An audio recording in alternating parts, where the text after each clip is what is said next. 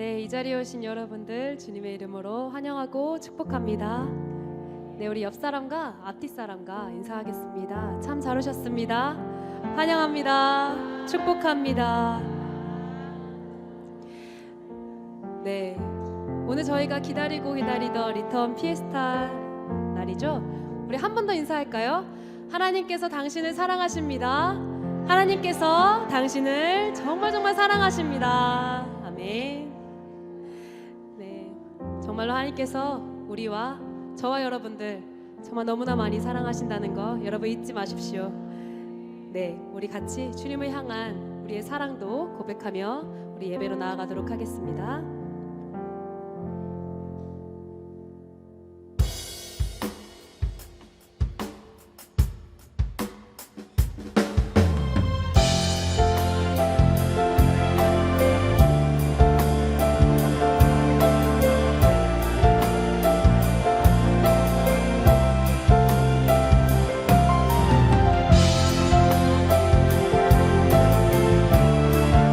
우리를 향한 주님의 사랑을 찬양합시다.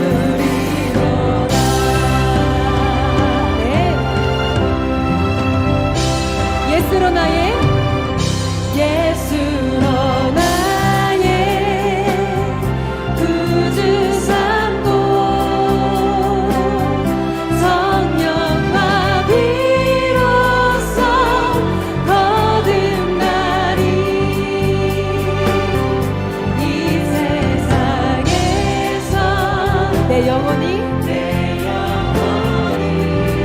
하늘의 영광 하늘의 영광 누리로다.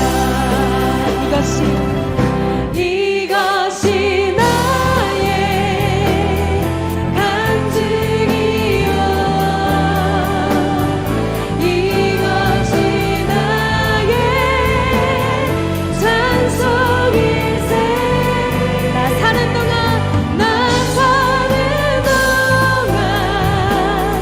끊임없이 구주를 찬송하리로다.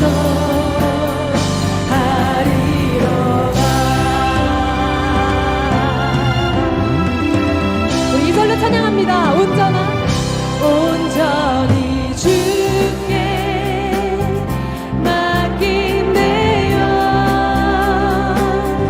사랑의 음성을 듣는 중에 천사들 왕래하는 것과 하는 것과 하늘의 영광 보리로 3절로 찬양합니다. 주 안에 기쁨 누림으로 마음의 풍랑이 잔잔하니 세상과 나는 한 곳 하고 구속한 주만 보이도다. 같이 찬양합시다. 이것이 나의 간증이요 이것이 나의 찬송일세. 나 사는 동안 끊임없이 구주를 찬송하리로. 이것이 나의 간증이요 이것이 나의 찬송일세. 나 사는 동안 끊임없이 구주를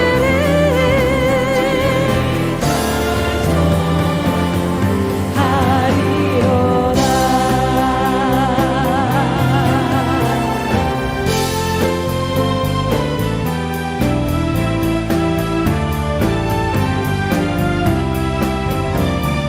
계속해서 선한 목자 되신 주님을 찬양하며 나아갑시다. 선한 목자 되신 우리 주 항상 인도하시고 푸른 풀밭 좋은 곳에서 우리 먹여주소서. 선한 목자 구세주여 항상 인도하소서. 선한 목자 구세주여 항상 인도하소서. 금이 많고 약한 우리를 용납하여 주시고 주의 넓고 크신 은혜로 자유 얻게 하소서. 선한 목자 구세주여 지금 나아갑니다. 선한 목자 구세주여 지금 나아갑니다.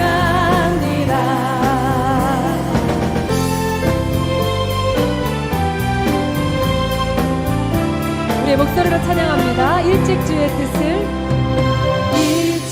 주의 뜻을 따라서 살아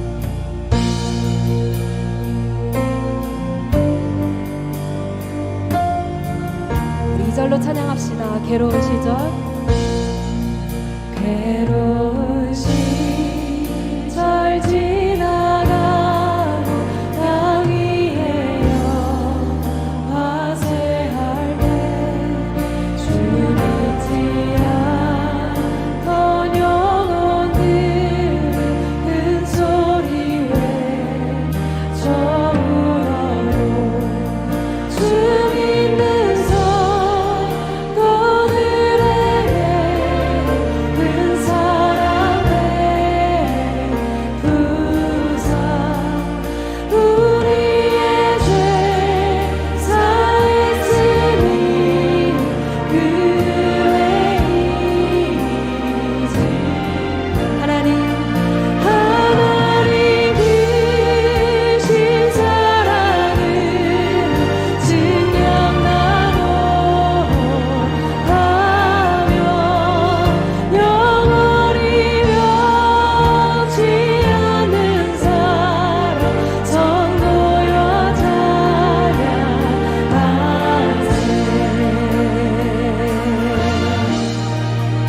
하늘을 두루마리 삼고 바다를 머물 삼아도 한없는 하나님의 사랑 닿기로 갈 수 하늘을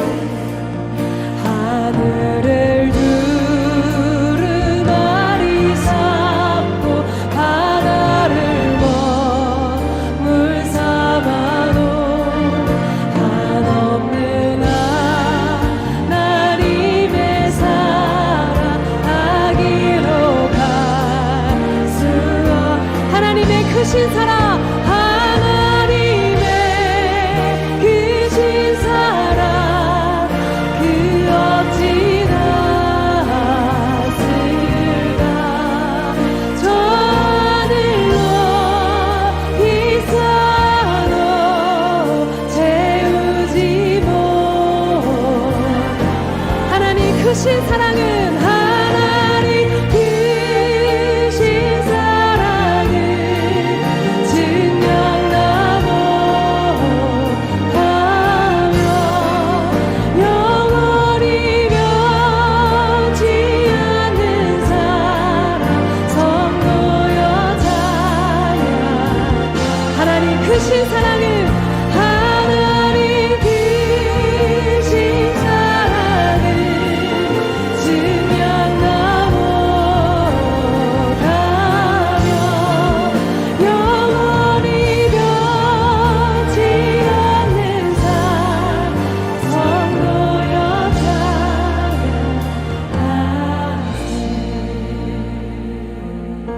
찬양하세 우리 시간 예배를 위해서 우리 잠시 묵상하도록 하겠습니다. 주님의 사랑이 풍성히 채워지는 이 예배 시간 되게 하여 달라고 우리 시간 기도로 잠잠히 기도로 나아가겠습니다. 주님, 주여, 이 시간 오늘 우리 이 자리에 불러주셔서 감사합니다. 주님.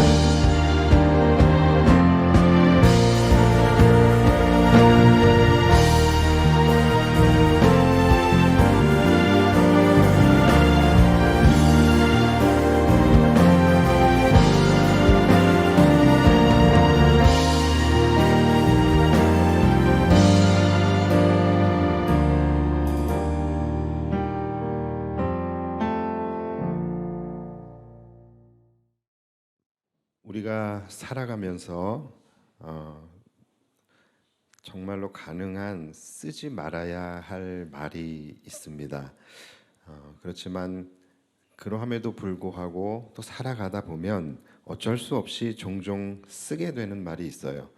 그 말이 뭐냐면 바로 내가 지금까지 뭐 한 거지? 이 말이에요. 자, 여러분들도 많이 써보셨을 텐데 우리 한번 해볼까요? 내가 지금까지 뭐 한 거지? 예. 그런데 이 말은 정말 쓰지 않아야 하는 말입니다. 왜냐하면 이 말 속에는 여러 가지 의미들이 함축이 되어져 있는데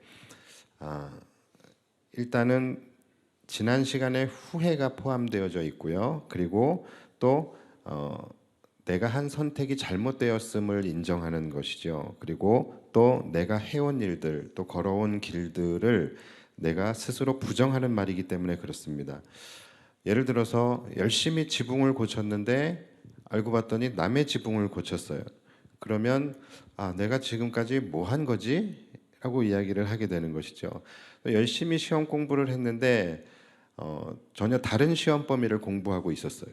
그러면 내가 지금까지 뭐 한 거지? 이런 말을 하게 되는 거예요. 내비게이션에 광주를 찍고 갔는데 경기도 광주를 가야 되는데 전라도 광주로 가버렸어요. 그러면 뭐라 그래요?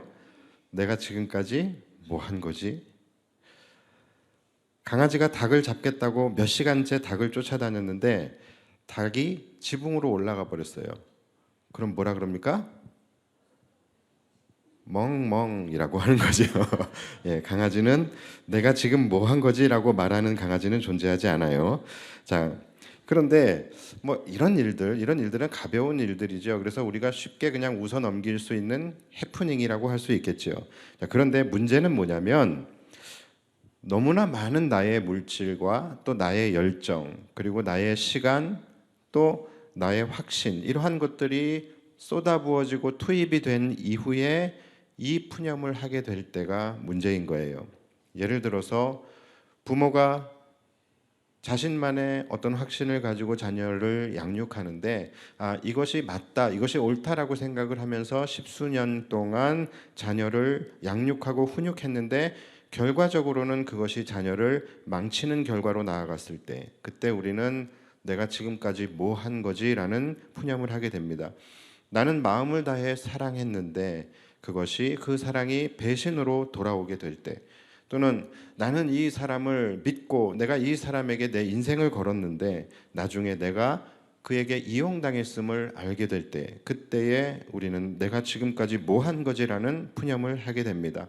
또 나는 나의 어떠한 나만의 철학과 또는 어떤 가치와 신념, 이것이 옳다고 생각하며 그것을 붙들고 평생을 살아왔는데 나중에 보니까 그게 틀렸음을 깨닫게 되었을 때, 또는 우리 성도들 같은 경우에는 나는 이것이 믿음인 줄 알고 내가 평생을 이 믿음을 가지고 살아왔는데 나중에 이것이 믿음이 아니었다라는 것을 깨닫게 되었을 때, 또는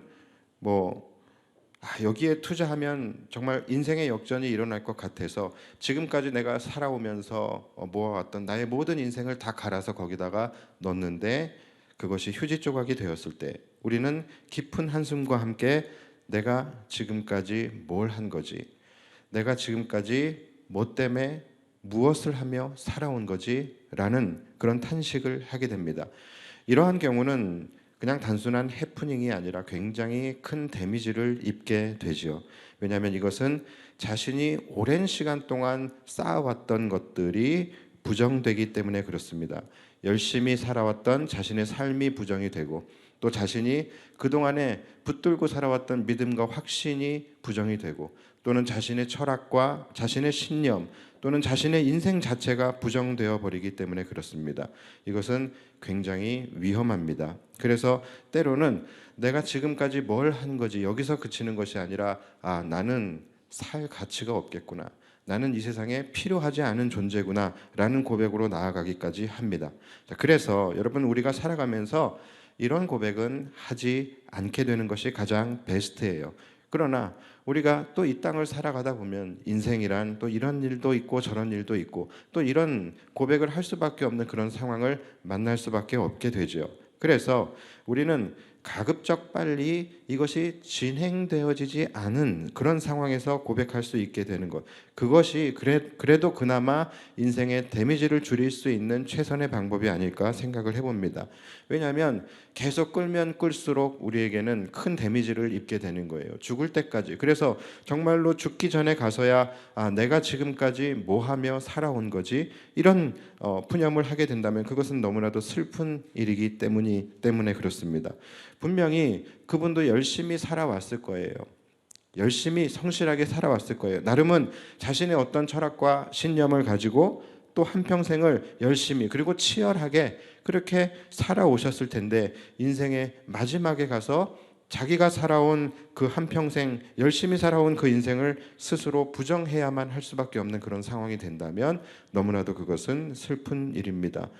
제가 얼마 전에 어떤 통계 자료를 봤는데 하나금융경영연구소에서 대한민국 국민들을 소득 분위별로 최상위층과 또 중산층 그리고 또 일반 대중 뭐 이렇게 나눠서 그들에게 무엇을 물어봤냐면 자신을 대변할 수 있는 형용사가 무엇이냐라는 질문을 했습니다. 그러니까 나를 한마디로 표현했을 때 어떤 형용사로 답할 수 있겠느냐라고 질문을 했습니다. 그런데 소득이 높은 사람이건 낮은 사람이건 가장 많은 사람들이 60%가 넘는 인원이 자신을 뭐라고 대답을 했냐면 바로 성실함이라고 대답을 했습니다. 자, 뭡니까?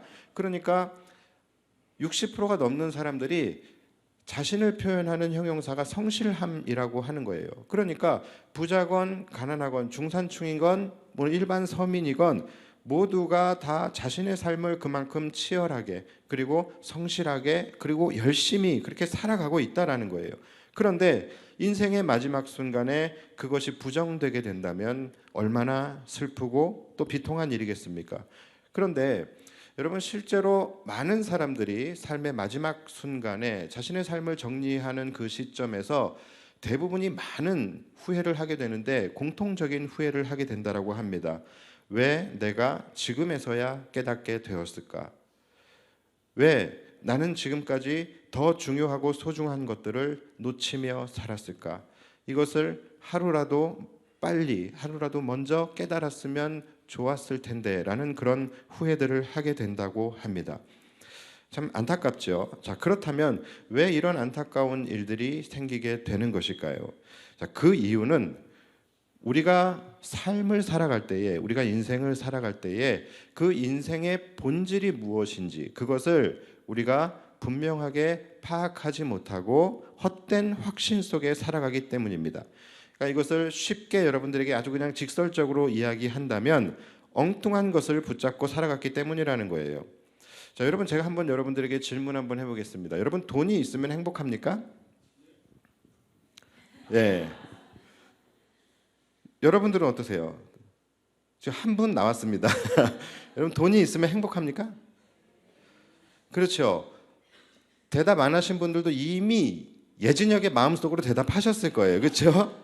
예, 돈이 있으면 행복하다라고 대답을 하셨을 거예요. 근데 틀린 말 아닙니다. 그렇죠? 예, 분명히 이 돈이라는 것이 우리를 행복하게 할 수 있는 여러 가지 조건 중에 하나인 것은 분명히 맞습니다. 그렇기 때문에 행복하기 위해서 내가 돈을 번다. 여러분 이것은 잘못된 게 아니고 틀린 게 아닙니다. 이것은 전혀 욕할 게 아니에요. 내가 행복하기 위해서 돈을 번다. 이것은 맞아요. 그런데 문제는 자, 이것이 무엇으로 바뀌냐면 행복하기 위해서 돈을 번다가 어떻게 바뀌냐면 돈을 벌어야만 행복하다로 바뀌게 되는 거예요. 뭡니까? 바로 본질이 바뀌어 버리는 거예요. 본질이 이 행복이라는 것에서 돈으로 바뀌어지게 되고 그러면 그때부터 그 사람의 인생은 행복을 쫓는 인생이 아니라 바로 돈을 쫓는 인생이 되어버리게 되는 것입니다. 그렇게 돈을 쫓아서 평생을 살아가던 사람들이 나중에 정신을 차리고 보니 자신의 삶이 방향이 잘못되었음을 그제서야 깨닫게 되는 거예요. 그리고서 이런 고백을 하는 것입니다. 내가 지금까지 뭘 한 거지? 내가 지금까지 뭘 붙들고 살아온 것인지? 내가 지금까지 뭘 위해서 살아왔는가? 나는 돈을 쫓느라 정작 더 중요한 것들이 많았는데 정작 더 소중한 것들이 많았는데 그것들을 놓치고 살았구나를 깨닫게 된다라는 것이죠. 여러분들마다 각자 남은 인생이 다르실 텐데 여러분들의 인생의 마지막에 이런 고백이 나오지 않게 되기를 바랍니다. 자, 성경에도 보면요. 이러한 어리석은 인생을 산 한 사람이 나오고 있습니다. 자, 그 사람이 누구냐면은 처음에는 아주 훌륭하고 또 아주 탁월하고 또 아주 훤칠하고 처음에는 너무나 멋진 인생으로 시작을 했던 사람이 있었어요. 그 사람이 바로 사울입니다. 사울 왕이에요. 자, 그는 왕이었고 그의 삶의 본질은 뭐냐면 하나님을 경외하고 또 하나님께서 그를 왕으로 세워주셨기 때문에 하나님께서 세우신 그 왕의 자리에서 백성들을 잘 다스리고 나라를 부강하게 하는 것, 이것이 이 사울 왕의 그 인생의 본질입니다. 자, 그런데 그의 인생에 누가 등장을 하게 되냐면 다윗이라는 사람이 등장을 하게 돼요. 그런데 이 다윗이라는 사람이 굉장히 훌륭한 장수예요. 그래서 골리앗도 무너뜨리고 또 전쟁에 나가기만 하면은 싸워서 다 이기고 승전가를 부르면서 오는 거예요. 그러니까 이 백성들의 마음 속에 이 다윗이라는 사람에 대한 흠모하는 마음이 생겼어요. 그래서 사람들이 다윗을 좋아하게 되고 그를 막 이제 칭찬하고 높여주게 됩니다. 자, 여러분, 그렇다라고 한다면 이 다윗이라는 사람은 사울이라는 사람, 사울 왕에게 필요한 존재입니까? 필요하지 않은 존재입니까? 분명히 필요한 존재예요. 그것도 절대적으로 필요한 존재입니다. 그렇죠. 왜냐하면 사울 왕이 이루어야 할 본질이 뭡니까?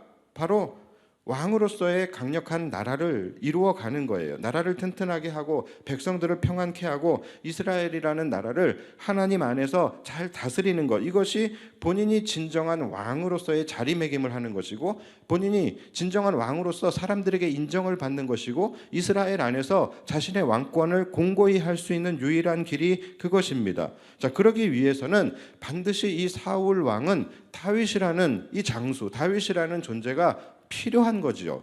그런데 이 사울이 어떤 결정을 내리게 됩니까? 바로 다윗을 죽여야겠다라는 그런 생각을 하게 돼요. 왜요? 자신 안에 있는 시기심과 질투심 때문에, 이것 때문에 자신의 왕권이 지금 위협을 받고 있다라고 그렇게 생각을 하는 것이죠. 그래서 다윗을 죽여야지만 나의 왕권을 지킬 수 있다, 다윗을 죽여야지만 나의 왕권을 공고히 할 수 있다라고 확신을 하면서 그는 다윗을 죽이기로 결정을 하고 어떻게 합니까? 다윗을 죽이는데 자신의 인생을 다 허비해 버리게 됩니다. 결국 그의 인생은 그래서 어떻게 정의됩니까? 사울은 오로지 다윗 한 사람 죽이기 위해서 살아간 인생이 된 거예요. 여러분, 더 슬픈 것은 그렇게 그의 인생이 처음에는 너무나 멋지게 시작했지만 결국은 오직 다윗 한 사람을 죽이기 위해서 살아간 인생이 되었는데 다윗을 죽이지 못해요. 그래서 그는 결국 아무것도 얻은 게 없는, 너무나도 가치 없는 삶을 살다가 죽게 된 것입니다. 여러분, 여러분들의 인생도 여러분들의 마지막 인생을 평가할 때에 정말로 엉뚱한 것을 쫓고 가치 없는 인생으로 정의되어지지 않게 되기를 다시 한번 예수님의 이름으로 축복합니다. 이 사울의 인생이 이렇게 가치 없는 인생이 되어버린 거예요. 아마 모르긴 몰라도 사울이 마지막 죽기 전에는 깨닫지 않았을까라는 그런 생각을 해요. 마지막 죽기 전에 후회했을 것 같아요. 야, 내가 지금까지 뭐하고 산 건가? 내가 지금까지 무엇을 붙들고 살았는가? 무엇을 위하여 살았는가? 내 인생을 저 다윗 하나 죽이는데 다 바쳐버렸구나. 그랬는데 결국은 다윗도 죽이지 못하고 또 설사 다윗을 죽였다 한들 내게 무엇이 남았겠는가? 여러분, 얼마나 어리석은 인생입니까? 왕이 되기 위해서 다윗을 죽이려 했지만 결국 다윗만 죽이다가 인생을 다 허비하게 되고 왕이 되지 못한 인생. 너무 비참하지 않습니까? 그런데 여러분, 우리가 이와 같은 전철을 밟지 않게 되기를 바랍니다. 행복하기 위해서 돈을 쫓았지만 결국은 돈만 쫓다가 모든 인생을 허비하고 정작 행복은 잃어버린 인생. 마지막에 가서야 내가 지금까지 뭘 위하여 살아간 거지, 내가 지금까지 뭐 한 거지 라고 후회하며 탄식하는 인생, 이렇게 되지 않게 되기를 주님의 이름으로 축복합니다. 우리가 이러한 것들은 굳이 경험해 보지 않아도요, 이러한 길을 먼저 걸어갔던 사람들이 너무나도 많이 있잖아요. 그리고 그 사람들이 다 먼저 가서 먼저 경험해 보고 공통적으로 하는 말이 뭡니까? 그 끝에는 행복이 없다라는 거예요. 다 부질없고 헛된 것이니 그것을 쫓지 말라고 이야기하고 있지 않습니까? 성경에서도 정말로 전무후무하게 가장 많은 재물을 소유하고 가장 많은 부귀영화를 누렸던 솔로몬, 그의 마지막 고백이 뭡니까? 헛되고 헛되며 헛되고 헛되니 모든 것이 헛되도다. 여러분 이것이 솔로몬의 고백이에요. 그러니까 이러한 것들은 여러분 본질이 아니라는 거예요. 여러분 본질이 아닌 것에 여러분들의 인생을 올인하지 마시고 허비하지 마시기 바랍니다. 자, 그렇다면 우리는 행복을 위해서 살아가요. 우리가 사실은 믿음 생활하고 신앙 생활하고 교회를 다니는 것, 이 모든 것들이 우리는 행복하기 위해서 하는 것입니다. 여러분 그렇다면 이 행복이라는 것이 어디서 오는가?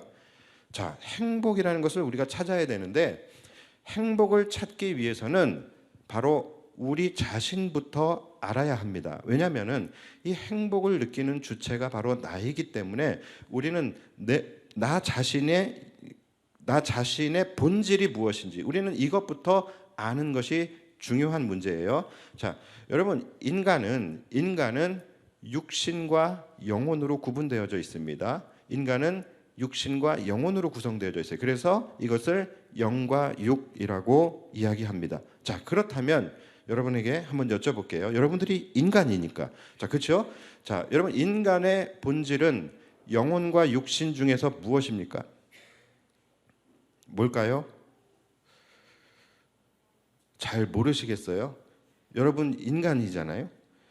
자, 아는데 대답을 안 하셨든지 아니면 진짜 모른다면 여러분들은 지금까지 인간의 본질이 무엇인지조차도 모르고 본질이 아닌 것을 붙들고 살아왔을 가능성이 높은 거예요. 여러분 인간의 본질은 영혼입니다. 영혼이에요. 자, 육신은 속된 말로 껍데기에 불과한 것이죠.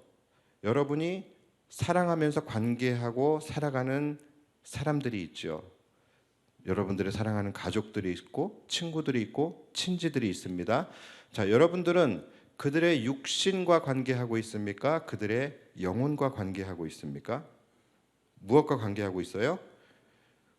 우리는 그들의 영혼과 소통하고 영혼과 관계하며 살아가고 있는 거예요.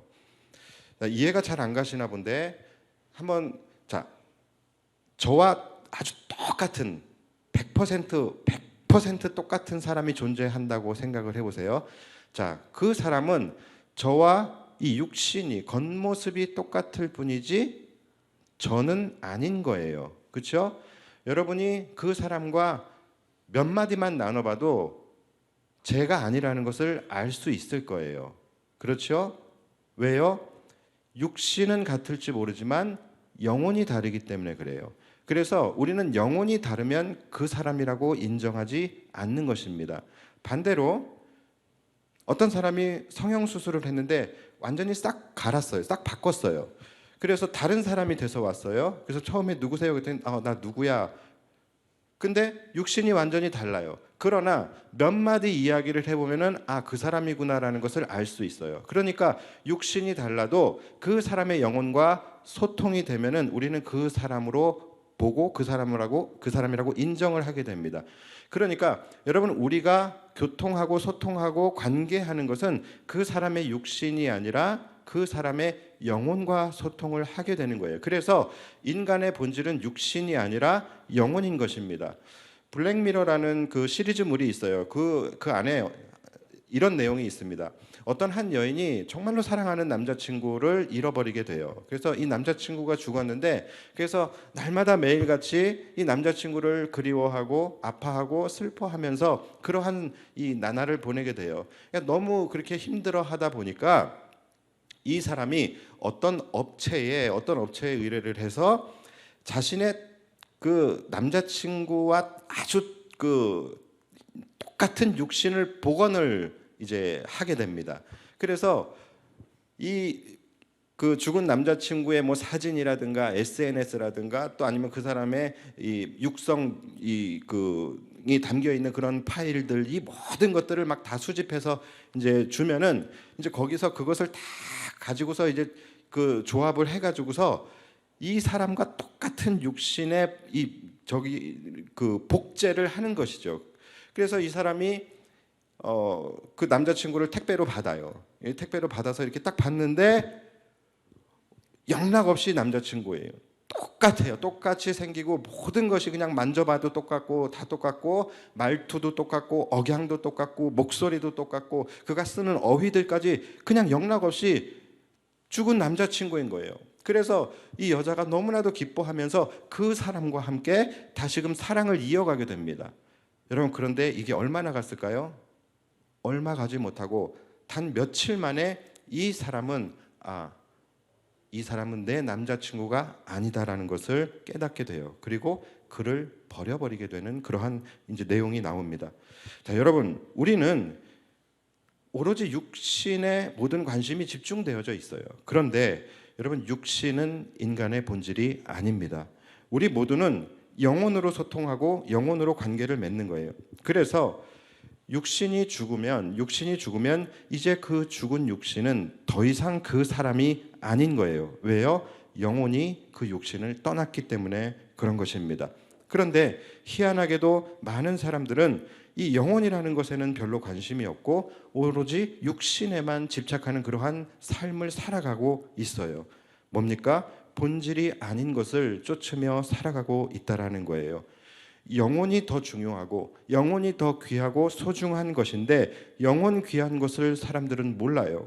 그리고 오로지 육신에만 모든 힘과 에너지를 다해서 살아가고 있습니다.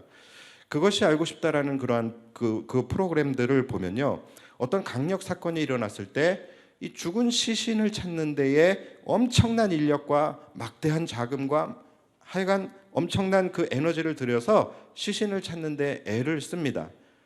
이렇게 인간의 육신이 어디로 갔는지에 대해서는 엄청난 에너지를 들이면서 사람들은 영혼이 어디로 갔는지에 대해서는 그렇게 큰 관심이 없어요. 그렇게 큰 에너지를 쏟지 않는다라는 것이죠. 여러분, 행복이라는 것은 여기에 비밀이 있습니다. 여러분들이 정말로 행복하기 원하신다면 육신이 아닌 영혼의 문제에 여러분들의 관심과 에너지를 쏟으셔야 하는 것입니다. 여러분, 육신은 길게 살아봐야 100년이에요. 그러나 영혼은 육신이 끝나도 죽지 않고 영원히 사는 것이 영혼입니다. 과연 우리는 그렇다면 어디에 관심을 두고 살아야 할까요? 어디에 우리는 삶의 에너지를 쏟아야 할까요? 많은 사람들이요, 육신적 부를 꿈꾸며 로또를 삽니다. 얼마 전에도 어떤 집사님이 좋은 꿈을 꿨다고서 로또를 사야 된다라고 그러는 것 같던데, 여러분, 그런 거 하지 마십시오. 그런 거 하지 마세요. 로또를 사는 사람들마다 희한하잖아요. 로또를 사는 사람마다, 로또 사는 사람이 얼마나 많은데 그 사람들마다 다 제각각 자신이 1등이 될 것이라는 기대감을 갖고 사는 거예요. 로또 사지 마십시오. 로또 1등은 제가 해야 합니다. 아무도 사지 마세요. 여러분, 로또 당첨 확률이 몇 프로인지 아십니까? 840만 분의 1이에요. 840만 분의 1. 그러니까 이 로또를 사고서 자기가 1등이 될 것을 기대하고 있는 사람이 840만 명이 된다는 거예요.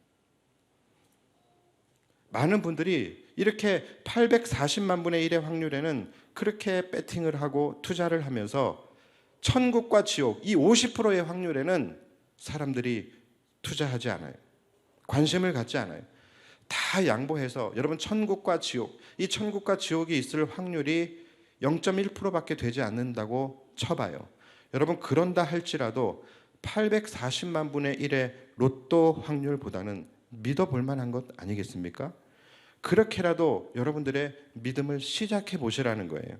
왜 840만 분의 1의 확률에는 그렇게 인생을 걸면서 고작 0.1%의 확률에는 인생을 걸지 않는 것입니까? 왜 길어봐야 100년밖에 살지 못하는 그런 육신의 인생에는 자신의 인생의 모든 것들을 투자하면서 왜 100만 년을 넘어서 영원히 살아가게 되는 그 인생에는 투자를 하지 않는 것입니까? 여러분, 육신은 본질이 아닙니다. 여러분은 영혼에 집중하셔야 합니다. 우리가 그렇게 바라고 있는 행복, 이 행복도 여러분 마찬가지예요. 우리가 행복을 느끼는 기관도요, 우리의 육신이 아니라 우리의 영혼입니다. 육신적으로 부유하고 또 모자랄 것이 없고 삶이 넉넉한 그런 사람들도요, 행복하지 않은 사람들이 굉장히 많아요. 부와 명예와 권력과 더 나아가 인기까지 가지고 있는 그 유명인들이 행복하지 않아서 자살을 합니다. 그 이유가 무엇이겠습니까? 다른 이유가 없어요. 영혼이 행복하지 않기 때문에 그런 거예요. 영혼이 병들어 있기 때문에 그런 것입니다. 영혼이 행복하지 않으면 아무리 즐거운 일을 해도 즐겁지가 않아요. 여러분들 살면서 느끼시지 않으셨습니까? 내 영혼이 곤고하고 내 영혼이 행복하지 않으면 아무리 즐거운 일을 해도 즐겁지 않고, 아무리 웃어도 그것은 웃어도 웃는 것이 아니고, 아무리 맛있는 것을 먹어도 맛있지가 않습니다. 영혼이 행복하지 않으면 그런 거예요. 반면에 우리가 조금 부족하고 조금 가난하고 조금 삶의 상황이 넉넉지 않다 할지라도요, 우리의 영혼이 기뻐하면은 모든 것이 기쁘고 행복한 거예요. 그것을 우리는 평안이라고 하는 것입니다. 행복은요, 육신이 느끼는 것이 아니라 영혼이 느끼는 거예요. 내가 비록 부유하지 않아도요, 내 영혼이 건강하고 평안하면 우리는 행복을 느낄 수 있다는 거예요. 현재 여러분 지금 우리나라의 수준이 어느 정도 되는지 다 아실 거예요. 우리나라는 지금 세계 10대 강국의 반열에 있는 강대국입니다. 다시 말해서 부유한 나라라는 거예요. 세계에서 손꼽히는 부자 나라라는 것입니다. 여러분 그렇다면 우리 대한민국의 국민들은 다 행복해야 맞잖아요. 그런데 여러분 대한민국의 행복 지수가 세계에서 몇 위인지 아십니까? 몇 위인지 아세요? 유엔에서 발표한 최근 통계 자료를 보니까 57위예요. OECD 국가들 중에서는 최하위권에 속합니다. 여러분 이것이 대한민국의 행복 지수예요. 실제 대한민국의 빈곤층은 15% 정도가 존재한다라고 해요. 그러면 굉장히 잘 사는 나라예요. 자, 그런데 여러분 실제 우리 국민들에게 물어보면은 우리 국민들의 45%가 스스로를 빈곤층이라고 생각하며 살아간다라고 해요. 또 우리나라에서도 중산층에 속하는 사람들, 뭐 크게 잘 살지도 않지만 가난하지도 않은 그 중산층에 사는 사람들을 또 조사해 봤더니 여러분 그들 중에서 56%가 자신은 빈곤층이다, 자신은 가난하다라고 느끼며 살아가고 있다라는 거예요. 여러분 이만큼 지금 한국 국민들은 뭔가 고장이 나 있어요. 빈곤하지 않은데 빈곤하다고 느끼며 살아가고 있고, 충분히 행복할 수 있는 조건 속에 살아가면서 자신은 행복하지 않다라고 생각하며 살고 있다라는 거예요. 무슨 말입니까? 지금 한국 국민들의 영혼이 병들어 있다라는 것입니다. 여러분 영혼이 건강하지 않으면 세계 10대 강국이 돼도, 아니 세계 최고의 부자 나라가 돼도 우리는 행복할 수가 없는 것입니다. 육신이 아닌 영혼의 관심을 가지셔야 된다라는 거예요. 그래서 여러분 우리가 살아가면서 우리 인생에 있어서의 최대 목표, 최대 과제, 최대 숙제, 이것은 뭐냐면 바로 우리의 영혼이 살아나는 거예요. 우리의 육신이 아니라 영혼이 살아나야 된다는 거예요. 우리의 영혼이 복을 받아야 된다는 것입니다. 그래야 우리의 삶이 행복해지고 평안해질 수 있게 되는 것입니다. 자, 그렇다면 우리의 영혼은 언제 평안해질 수 있느냐? 이 부분이 가장 중요한 부분이기 때문에 이 부분을 말씀드리고 오늘 말씀을 마치려고 합니다. 여러분 이 세상에는요, 우리의 영혼을 죽이는 존재가 있고 살리는 존재가 있습니다. 우리의 영혼을 죽이고 병들게 하는 존재는 바로 죄입니다. 그리고 우리의 영혼을 회복시키고 살리는 존재는 바로 예수 그리스도이십니다. 우리의 영혼을 병들게 하는 것이 죄예요. 그렇기 때문에 우리의 영혼이 병들어 있는 한 우리는 절대로 행복할 수가 없게 되는 거예요. 그래서 우리가 행복하지 못하는 이유는 결국은 죄 때문이라는 거예요. 그래서 이 죄의 문제를 해결하지 않고서는 우리는 결코 행복할 수도 없고 평안할 수도 없고 영원할 수도 없는 것이죠. 그래서 우리의 죄의 문제를 해결하시기 위해서 예수 그리스도께서 이 땅에 오신 것입니다. 우리의 죄값을 치르기 위해서 예수 그리스도께서 십자가에 달리셔서 우리를 대신하여 죽어주신 것입니다. 따라서 여러분, 우리의 죄의 문제를 해결할 수 있는 유일한 길은 오직 예수 그리스도밖에 없는 것입니다. 우리의 인생이, 우리의 삶이 행복한 인생으로 나아갈 수 있는 유일한 길 역시 오직 예수 그리스도밖에 없는 거예요. 우리의 삶이 평안한 삶으로 나아갈 수 있는 오직 유일한 길 역시 예수 그리스도밖에 없는 것입니다. 우리의 생명이 영원한 생명으로 나아갈 수 있는 오직 유일한 길 역시 예수 그리스도밖에 없음을 믿으시기 바랍니다. 왜냐하면 이 모든 문제들의 중심에는 죄라는 것이 있어요. 이 죄라는 것이 있고 그 죄를 해결할 수 있는 유일한 길은 오직 예수 그리스도밖에 없기 때문입니다. 그래서 오늘 본문에서 예수님은 내가 곧 길이요 진리요 생명이니 나로 말미암지 않고서는 아버지께로 올 자가 없다라고 말씀을 하시는 거예요. 여러분, 이 땅에 지금 수백 수천 개의 종교가 있고요, 또 그에 따라서 수백 수천 개의 신들이 있겠지요. 그런데 여러분, 영혼을 살릴 수 있는 신, 여러분들의 죄의 문제를 해결하고 여러분들의 생명의 문제를 해결하고 여러분들의 삶에 진정한 행복과 평안을 줄 수 있는 신은 오직 예수 그리스도밖에 없음을 믿으시기 바랍니다.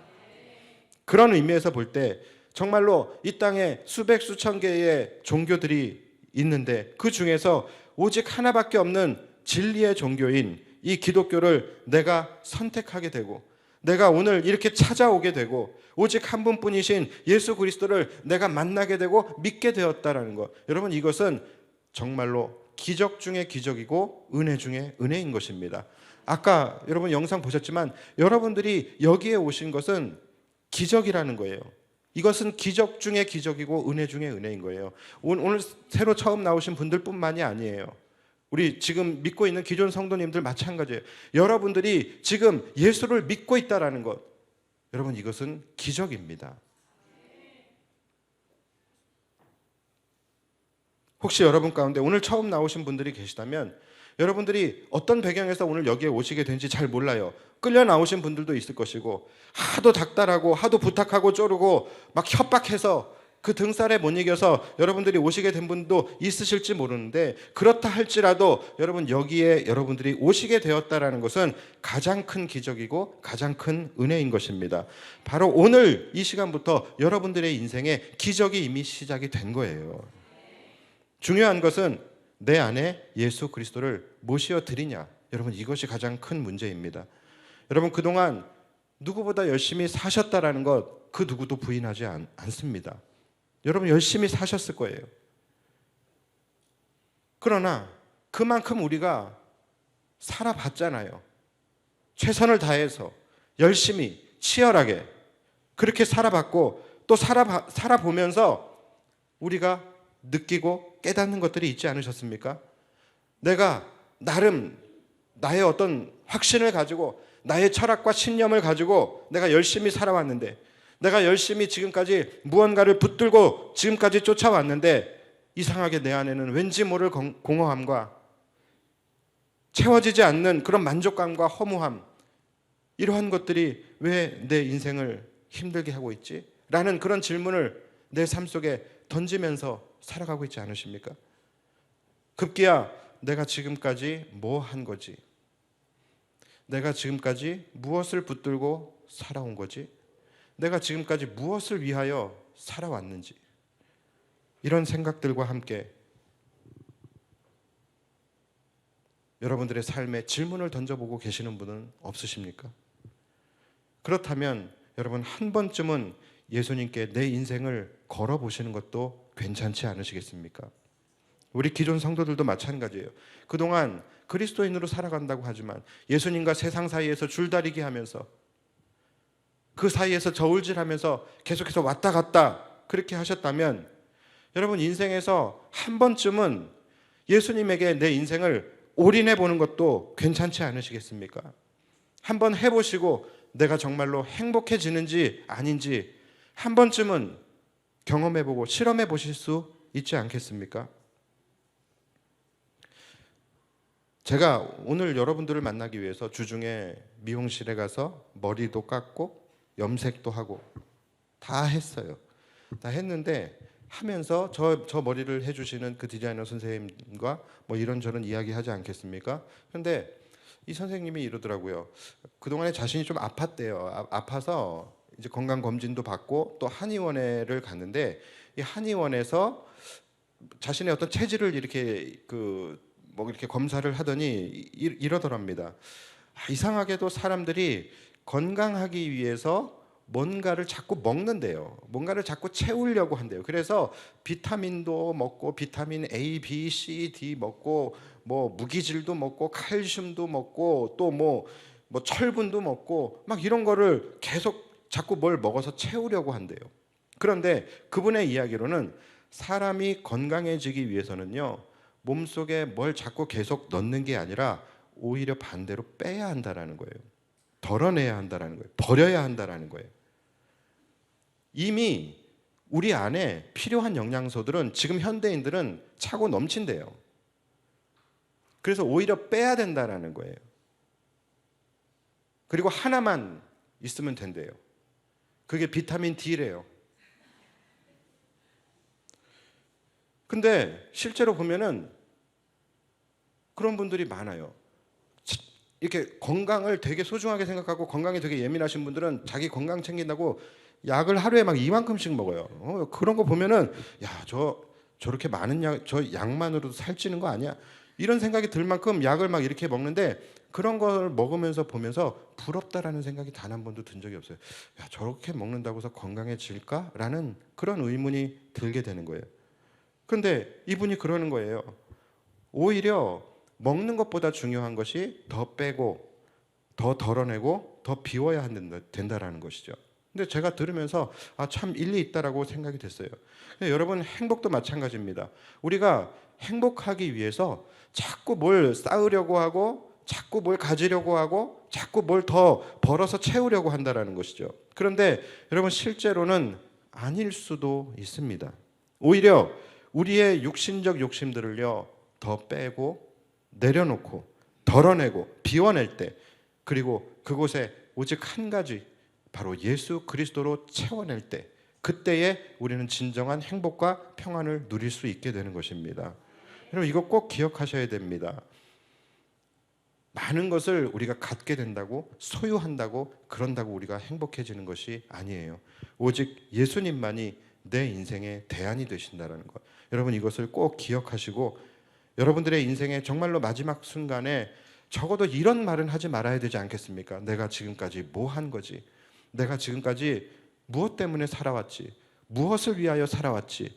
이런 후회가 아니라 참 내가 다른 건 몰라도 내가 인생 하나는 제대로 잘 살아왔구나. 이제 내가 예수님 만나서 영원히 살아갈 날만 남았구나 라고 고백하면서 기뻐할 수 있는 저와 여러분들이 되시기를 예수님의 이름으로 축복합니다. 기도하겠습니다.